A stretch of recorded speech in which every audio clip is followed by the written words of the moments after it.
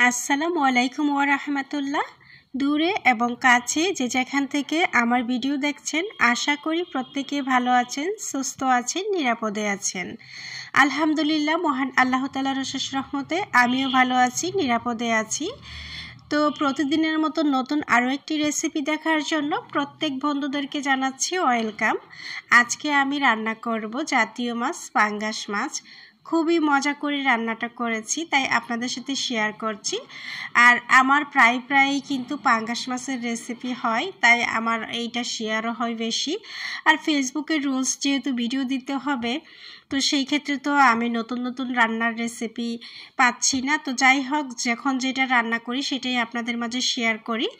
তো পুরো ভিডিওটা স্কিপ না করে দেখার অনুরোধ করছি। এখানে আমি ছোট সাইজের পাঙ্গাস মাছ ছিল, আমার শ্বশুর এগুলো নিয়ে এসেছিল। তো প্রথম ভাবছিলাম খাবো না, অন্য কাউকে দিয়ে দেব। পরে ভাবলাম যে না, টাকা দিয়ে নিয়ে আসছে, রান্না করে দেখি একদিন কেমন লাগে।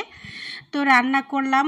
মাছগুলোকে লবণ হলুদ দিয়ে লবণ দিয়ে ভালোভাবে গরম পানি দিয়ে ধুয়ে নিয়েছি। তারপর লবণ হলুদ মরিচ এবং তেল দিয়ে ভালোভাবে মেখে তারপরে ভাজতে এনেছি। যেই মাছগুলো তেল ছিটে রান্না করতে গেলে, এই মাছগুলোকে যখন লবণ হলুদ দিয়ে মাখানো হয় তখন একটু তেল দিয়ে মাখিয়ে নেবেন, 5 মিনিট রেস্টে রেখে দেবেন, তাইলে দেখবেন যে এটা তেল ফুটবে না ভাজতে গেলে।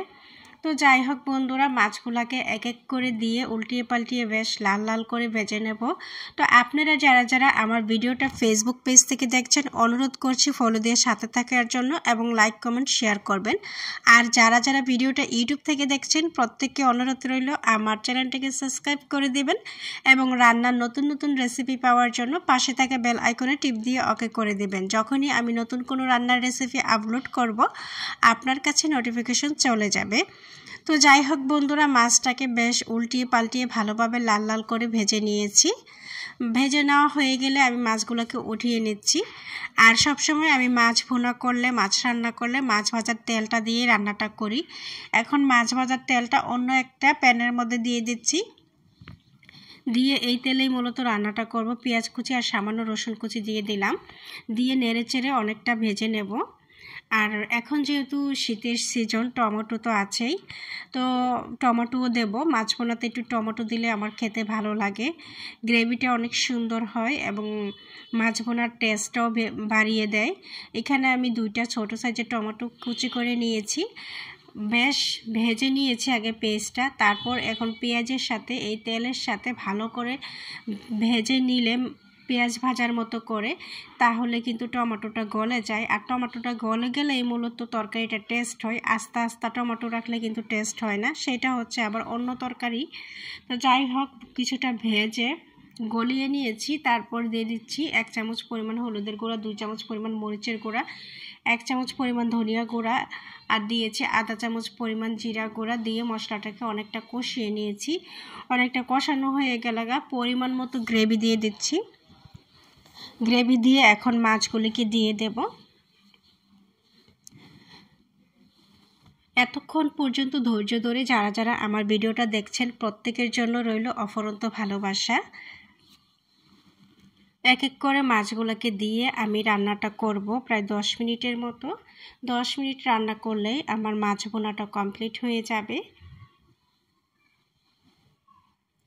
মাছ ভুনা খেতে তো ভীষণ ভালো লাগে, তবে প্রতিদিন কিন্তু মাছ ভুনা স্বাস্থ্যের জন্য অনেক ক্ষতিকর হলো, কিছু করার নাই। আমাদের ঘরে কিন্তু কন্টিনিউ মাছ ভুনাই চলে, কারণ আমার শ্বশুরবাড়ির মানুষেরা মাছ দিয়ে কোনো তরকারি খায় না। আমি খাই, মাঝে মধ্যে আমি রান্না করে রেসিপিও দেই।